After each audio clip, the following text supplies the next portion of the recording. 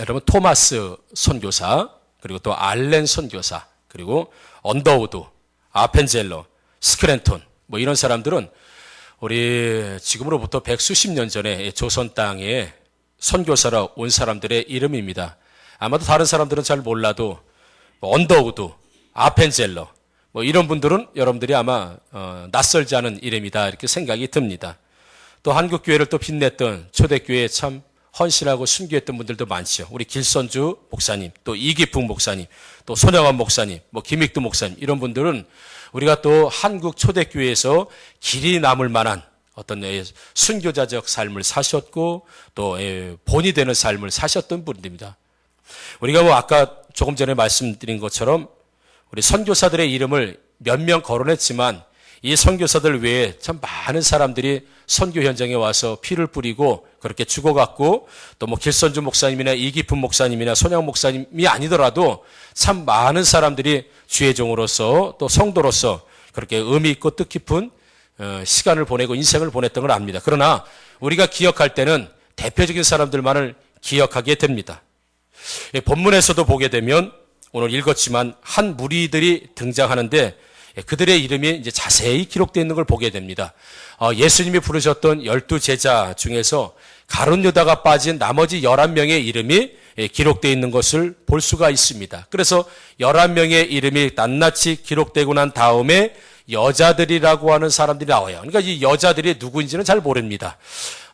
예수님이 공생애 때 여자들이 많이 따라다니 여자들의 제자, 그러니까 예수님이 직접 부른 12제자 외에 예수님을 따라다니면서 예수님의 수종을 들고 예수님을 도왔던 소위 말하는 여자 제자들이 많이 있었던 것이 사실인 듯 싶습니다. 그래서 11명의 제자들과 함께 그 여자들이라고 되어 있고 그 이후에 보면 예수의 어머니 마리아와 예수의 동생들, 그래서 이렇게 총 모인 인원이 약 120명 정도가 되어서 지금 예루살렘에 모여서 힘쓰고 애써 기도하고 있다는 것을 우리에게 지금 기록하고 있는 모습을 볼 수 있습니다.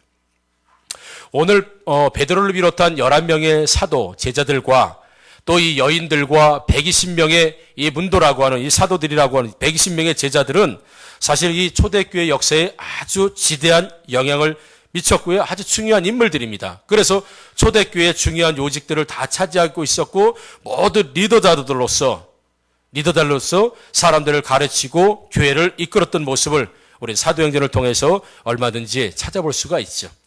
이들의 공통점이라고 한다면 지금 본문 이전에 감람산이라고 하는 곳에서 예수님의 부활을 목격하고 예수님의 부활을 목격한 120명이 따로 모여서 지금 예배를 드리고 기도회를 하고 있다는 걸 오늘 본문을 통해서 우리에게 보여주는 거죠. 그래서 이들을 초대교회 공동체라고 보다는 부활을 목격한 부활 공동체, 그러니까 부활을 목격한 사람들, 예수님이 부활하시고 승천하신 것을 목격한 사람들이 모여서 예배를 드리고 기도를 하고 예수님이 말씀하시는 그 성령을 의지하기 위해서, 성령을 기다리기 위해서 기도하는 모습을 오늘 볼 수가 있다는 것이죠. 그래서 이 초대교회의 핵심 인물들이 지금 기록되어 있는데, 특별히 예수님께서 공생애를 시작하시면서 가장 먼저 하신 일이 제자를 부르신 일 아니겠습니까? 베드로도 부르시고 마태도 부르시고 예수님께서 제자들을 부르시는 일을 시작하심으로 공생애를 시작한 것을 볼 수 있죠. 그러다 보니까 예수님께서 직접 선택하시고 예수님께서 직접 지목하시고 3년 반 동안 길러낸 제자들이 당연히 이 초대교회의 지도자들로서 정말 제자의 삶을, 순교자적 삶을 사는 건 혹시 어쩌면 보면 당연한 일일지도 모릅니다, 여러분. 그런데 오늘 우리가 말씀을 통해서 한번 주목해 봐야 될 것이 베드로를 비롯한 11명의 이미 가룟 유다는 이제 죽었고요. 그렇죠? 이제 예수님이 받는 자책감 때문에 가룟 유다 죽었고 11명의 사도들이 제자의 이름 속에서 다 거론이 되면서 핵심적인 인물로 거론이 되는 반면 여자들과 예수의 어머니 마리아는 처음부터 제자가 됐던 사람들이 아닙니다. 그럼에도 불구하고 11명의 제자들과 동일한 어떤 급에서라고 할까요? 동일한 어떤 위치에서 그들이 지금 제자들과 똑같이 어떤 부활 공동체로서 참여하고 있는 이런 모습을 오늘 본문을 통해서 볼 수 있습니다.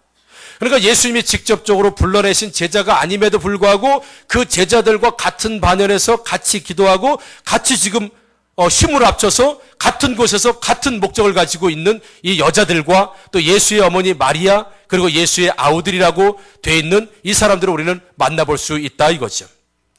무엇이 이들을 제자들과 똑같은 자리에서 똑같은 목적을 가지고 똑같은 삶을 살기로 작정하고 제자들과 함께 하는 사람들이 되었는가?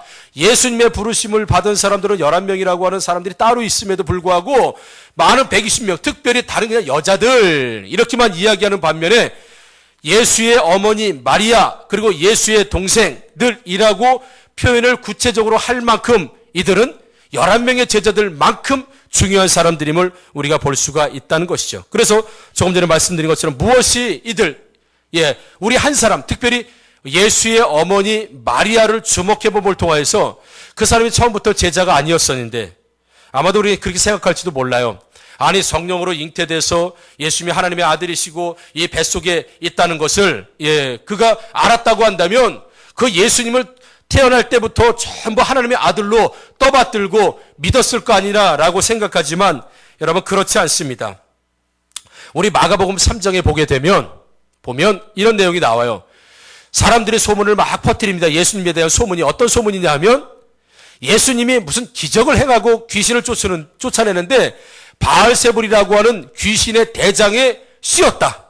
그러니까 예수가 아주 강력한 귀신에 씌우고 난 다음에 기적을 행한다. 이렇게 소문이 나기 시작한 거예요. 그러다 보니까 예수님의 어머니 마리아와 동생들이 뭐라고 생각해요? 야, 이거 집안망신을 시켜도 대단히 이거 집안망신을 시키는구나. 라고 하면서 예수님을 이제 그만하라. 그렇게 말리려고 가는 장면을 볼 수가 있습니다. 그래서 마가복음 3장 31절에 보면 그때 예수의 어머니와 동생들이 와서 밖에 서서 사람을 보내어 예수를 부르니 라고 하면서 예수님이 공생애를 하시면서 말씀을 주시고 귀신을 막 쫓고 있는 그 현장에 와서 예수님의 어머니와 동생들이 와서 좀 예수 좀 불러내라. 이제 그만해라. 라고 지금 말리는 이런 모습을 볼 수가 있습니다. 여러분 그래서 우리가 조금 전에 말씀드린 것처럼 예수님이 하나님의 아들이심을 성령으로 잉태되었다고 했으니까 하나님의 아들이시니까 평생토록 어린아이 때부터 예수를 그렇게 떠받들고 하나님의 아들로 존경하고 믿었다고 볼 수 없다는 것을 이제 하나님의 아들이신 예수가 자신의 아들 예수가 기적을 행하는데 소문대로 역시 귀신 들린 게 맞구나. 생각해 보세요 여러분. 어느 날 갑자기 집을 나가가지고 말도 없이 집을 나가서 이 노숙자 같은 여러 청년들을 데리고 돌아다니면서 뭐 병도 고치기도 하고 밥도 얻어먹기도 하고 뭐 이상한 이야기도 하고 그러다 보니까 사람들이 싫어하는 사람이 됐고 바리새인과 서기관들이 욕하는 사람이 됐고 뭐 희한한 청년이 하나 나타났다. 괴짜가 하나 나타났다. 근데 보니까 소문에 그가 귀신에 지금 들려있다. 이런 소문이 들리니까 그 마리아와 동생들이 얼마나 안타깝고 얼마나 마음이 안타까우면 찾아가서 그것을 못하게 말렸냐 이거죠 여러분. 그런 걸 보게 되면 이 마리아도 동생도 이때까지만 해도 예수님을 하나님의 아들로 인정하지 않았다는 반증이 우리가 될 수 있는 거지. 그냥 내 자식이고 내 형이야. 그 이상도 그 이하도 아니라는 것이죠 여러분. 그랬던 마리아가 어떻게 해서 오늘은 정말 내 아들인 예수 그리스도가 주시는 말씀을 붙들고 이 제자들과 함께 순교적 삶을 살기로 작정하고 이 자리에 올 수 있었느냐 이거죠. 그래도 여러분 형제가 더 끈끈하겠습니까? 어머니가 자식을 생각하는 게 끈끈하겠습니까? 예수님의 동생들은 예수님이 부활하고 승천하시기 전까지 예수님을 믿지 않은 게 더 극명하게 나타납니다. 그러나 여러분 마리아는 그래도 엄마 아닙니까? 이 하나님의 아들로 혹 믿지 않았을지라도 엄마기 때문에 아무리 자식이 미워도 야단치고 속상할 수 있어도 버릴 수는 없는 것 아니겠습니까? 그러다 보니까 이 마리아는 그래도 끝까지 예수님을 어릴 때부터 잘 키웠을 뿐만 아니라 공생의 주간이라도 공생의 기간이라도 예수님을 따라다니면서 예수님을 잘 이렇게 보살피고 받들어주고 또 수정들었던 걸 볼 수가 있습니다. 여러분 마가복음 15장 40절 41절 말씀을 보면 멀리서 바라보는 여자들도 있었는데 그 중에 막달라 마리아와 또 작은 야고보와 요새의 어머니 마리아와 또 살레마가 있었으니 이들은 예수께서 갈릴리에 계실 때에 따르며 섬기던 자들이요 또 이외에 예수와 함께 예루살렘에 올라온 여자들도 많이 있었더라 라고 하면서 우리 41절에 보게 되면 예수님께서 갈릴리, 이거는 이제 예수님이 십자가에 못 박혀 죽는 그 현장에 따라왔던 여인들에 대해서 지금 말씀하고 있는 겁니다. 그러면서 멀리서 예수님이 십자가에 죽는 걸 멀리서 바라보는 여자들이 있었는데 그 여자들, 많은 여자들 중에서 막달라 마리아도 있었고 또 작은 야고보 요새 어머니, 이게 마리아, 이게 예수님의 어머니 마리아입니다. 마리아도 있었고 또 살로메도 있었다. 그 외에 많은 여자들도 있었다라고 하면서 최소한 마리아 어머니의, 예수님의 어머니 마리아는 예수님과 함께 갈릴리에 있을 때 따르며 섬겼을 뿐만 아니라 십자가도 달리시는 자기 아들이 달려 죽는 그 멀찌감치 바라보는 여인 중에 한 사람으로 지금 참여하고 있다는 것을 볼 수 있습니다. 그렇게 보게 되면 예수님의 어머니 마리아는 예수님을 하나님의 아들로 섬기거나 믿지는 않았지만 예수님이 자녀이기 때문에, 자식이기 때문에, 그리고 또 다른 사람들이 존경할 만한 사람이기 때문에 최소한 어머니로서, 최소한 한 여인으로서 예수님을 공경하고 수종들었다. 그래서 여기서 따르며 수종들었다, 따르며 섬겼다라고 하는 말씀은 어떤 말씀과 같은 거냐면 예수님이 베드로의 장모의 병을, 열병이 났을 때 고쳐주시지 않습니까? 베드로의 집에 가서 장모의 병을 고쳐줍니다. 그러니까 그 베드로 장모가 열병이 나서 고생을 하다가 예수님이 오시면서 치료를 받게 되죠. 그러면서 이 장모가 너무너무 감사해서 예수님을 수종들더라, 이런 내용이 나와요. 예수님께 수종들더라 라고 하는 단어와 지금 이 자막에 올라가 있는 것처럼 따르며 섬기는 자들이다, 따르며 섬겼다라고 하는 단어와 같은 단어입니다. 즉 하나님의 아들로서 섬기고 따랐던 것이 아니라 고마운 분으로, 존경할 분으로, 나를 치료해 주시고 나와 함께 하셨던 참 좋은 분으로, 내가 존경할 분으로 섬기며 따른 정도였지 하나님의 아들로 구세주로 따르는 것은 아니었다는 것을 이 말씀을 통해서도 볼 수 있습니다. 지금까지 설명드렸던 정황을 보게 되면 예수님의 가족들, 특별히 마리아나 동생들은 예수님을 가족으로 잘해준 것 같습니다. 그러나 또 예수님의 사역 가운데 가장 걸림돌이 됐던 사람들이 예수님의 가족들일 수도 있었다는 것이죠. 그럼에도 불구하고 오늘 이 초대교회의 부활의 공동체, 예수를 위해서 죽기로 작정하고 예수가 말씀하시는 그 성령을 기다리는 정말 핵심적인 사람으로 마리아가 들어올 수 있었던 것은 바로 예수 그리스도의 부활을 목격한 이후부터 마리아의 삶은 급격하게 변화되는 걸 오늘 볼 수가 있다는 것이죠, 여러분. 그래서 예수님이 부활하신 것을 보고 부활하신 예수님이 승천하는 것을 본 마리아는 지금까지는 내가 나의 아들로, 나의 자식으로, 인간적인 예수로 내가 수종들고 보살펴주고 섬기고 내가 어머니로서 잘해줬지만 이제는 더 이상 내 자식이 아니고 내 자녀가 아니고 이제는 하나님의 아들로서 죽은 권세를 이긴 그런 하나님의 아들로서 이제 내가 섬겨야 될 것이며 그분이 평소에 말씀해 주셨던 제자들에게 주셨던 11 제자에게 주셨던 그 사명을 나도 감당해야 된다고 하는, 그래서 스스로 주님이 제자로 부르심을 받지는 않았지만 부활을 목격하고 승천을 목격한 위에 11명의 제자들과 함께 동일한 삶을 살기로 작정하고 그 자리에 온 것이 바로 여러분 마리아의 삶에 변화된 것인 줄 믿습니다. 여러분 아멘이시죠? 그래서 여러분 마가복음 16장 3절에 보면 서로 말하되 누가 우리를 위하여 무덤 문에서 돌을 굴려 주리요 하더니, 이것은 마리아와 여인들이 예수님이 죽으신 무덤 앞에서 저 큰 돌을 누가 굴려주냐, 예수님이 살아난다는 생각을 못했기 때문에 그래요. 그렇지만 마가복음 16장 6절에 보면 청년이 이르되, 다른 곳에는 천사라고 나옵니다. 청년이 이르되 놀라지 말라, 너희가 십자가에 못 박힌 나사렛 예수를 찾는구나. 그가 살아나셨고 여기 계시지 아니하리라. 보라, 그를 두었던 곳이니라 라고 하면서 그들이 빈 무덤을 보게 되죠. 그리고 나서는 마리아와 여인들이 두려움에 떨기 시작합니다. 그리고 나서는 부활하신 예수님이 이 여자들을 찾아오시고 그리고 나서 승천하는 모습을 보고 난 다음에 죽음 권세를 이기신 이 예수가 내 자식이 아니고 내 가족이 아니고 이제는 하나님의 아들이구나, 이제 하나님의 백성이구나, 하나님 보내신 메시아가 맞구나 라고 하는 확신을 가지기 시작했다고 하는 것을 보게 되면, 여러분, 예수님의 부활을 믿습니까? 부활을 믿으십니까, 여러분? 그러나 부활을 믿는 데서 끝나면은 별 의미가 없습니다. 우리 마리아를 통해서 보게 되면, 여러분, 부활을 믿고 눈으로 확인하고 예수님이 승천한 것을 본 사람은 삶이 변하는 것이 믿음으로 고백되는 게 아니라는 것입니다. 나는 부활을 믿습니다.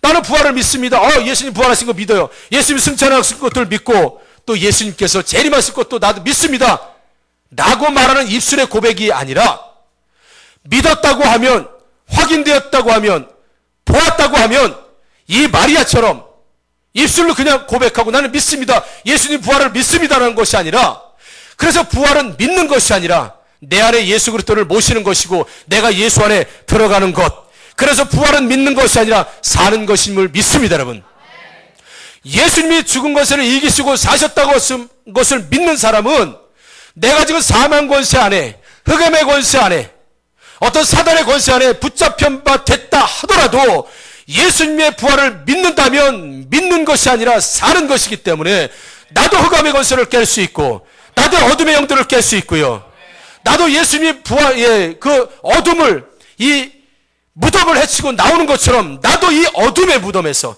나도 이 흑암의 무덤에서, 나도 이 어려움의 이 무덤에서 나올 수 있다고, 그리고 실제로 나오는 삶을 사는 것, 그것이 바로 부활을 믿는 사람의 모습인지 우리 믿습니다, 여러분. 그래서 조금 전에 말씀드린 것처럼 부활을 믿습니까? 라고 할 때 나 부활 믿습니다라고 고백한다면 부활의 예수님이 이 안에서 사셔야 되는 거예요. 사셔야 되는 거예요, 여러분. 여러분 삶 속에 진짜로 사셔야 된다고요. 절망 가운데서도 예수님이 사신, 부활의 하나님이 사신다고 한다면 여러분, 절망을 무덤을 박차고 나오셨던 것처럼 왜 산자를 죽은 자에서 찾느냐라고 책망하시는 말씀처럼 왜 부활하신 주님을 모시고 살면서도 여전히 죽은 자처럼 사느냐라고 책망을 받을 수밖에 없는 것이죠. 부활은 믿는 것이 아니라 부활은 사는 것입니다, 여러분. 실제로 예수님이 말씀하셨다고 했기 때문에 무덤을 박차고 나왔지 않습니까? 여러분들의 삶과 저의 삶 가운데 혹시 흑암의 권세, 어둠의 권세, 삶의 고통 가운데 있을지라도 그 안에서, 어둠 가운데서 무기력하게 어둠에 쳐서 그렇게 삶의 의미 없이 사는 것이 아니라 이미 예수님, 부활하신 살아계신 예수님, 왜 산자의 하나님, 왜 부활하신 하나님을 믿음에도 불구하고 왜 죽은 자처럼 예수를 믿고, 왜 하나님의 백성이 아닌 것처럼 예수를 믿으며, 왜 여전히 무덤에 있는 것처럼 우리가 신앙생활을 하느냐? 예수의 부활을 믿지 못하기 때문에 그렇습니다.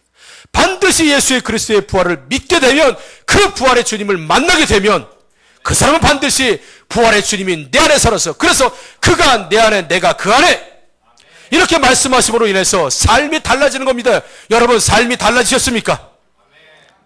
예, 아멘이 줄어든 거 보니까 지금부터 달라지기를 주의 이름으로 축원합니다. 왜 안 달라집니까, 여러분? 질병 가운데 있습니까, 여러분? 부활하신 예수님이 모든 것들을 해결하시고 죽음 권세를 이기시고 질병을 이기시고 부활하셨습니다. 치유의 역사가 일어나게 될 줄 믿습니다. 삶의 힘들고 어려운 터널 속을 계속 가고 계십니까? 여러분, 어려워하지 마시고 좌절하지 마시고, 부활하신 주님이 몸소 보여주셨습니다.